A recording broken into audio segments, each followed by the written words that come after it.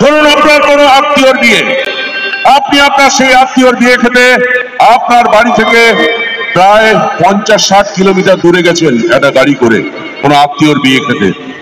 আপনার গাড়িতে আপনার সঙ্গে গেছেন আপনার মা, আপনার বাবা, আপনার স্ত্রী, আপনার মেয়ে, আপনার বোন।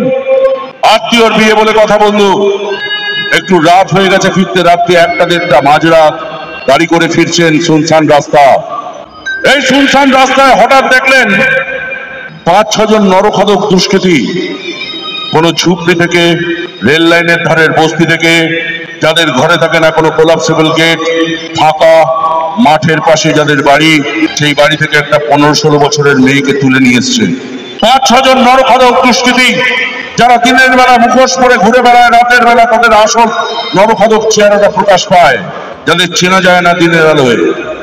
সেই রকম 5-6 জন নরখাদক দুষ্কৃতী একটা 15-16 বছরের মেয়েকে টানতে টানতে নিয়ে যাচ্ছে, আপনার চোখের সামনে রাস্তা পার করছে। মেয়েটা চিৎকার করছে, বাঁচাও বাঁচাও, কে কোথায় আছো, আমাকে বাঁচাও।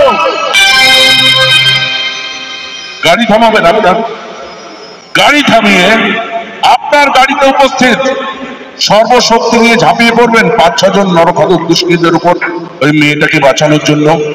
না, আমি আপনি কেউ গাড়ি থামাবো না। কারণ আপনার মা, আপনার স্ত্রী, আপনার মেয়ে, আপনার বোন, যে কেউ সমানভাবে আক্রান্ত হতে পারে ওই দুষ্কৃতীদের হাতে।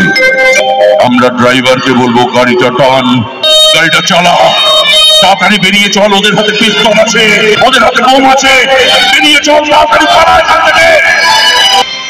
কিন্তু বন্ধু, আপনার বিবেকের কোনো কোণ থেকে কি কেউ বলবে না যে মাত্র 1 ঘন্টা সময় নেবে ওই 5-6 জন নরখাদক দুষ্কৃতী ওই ফুলের মতো মেয়েটার নরম শরীরটাকে ছিঁড়ে টুকরো টুকরো করে খেয়ে ফেলবে, তারপর তার নিথর দেহটাকে ফেলে রেখে চলে যাবে মাঠের মধ্যে।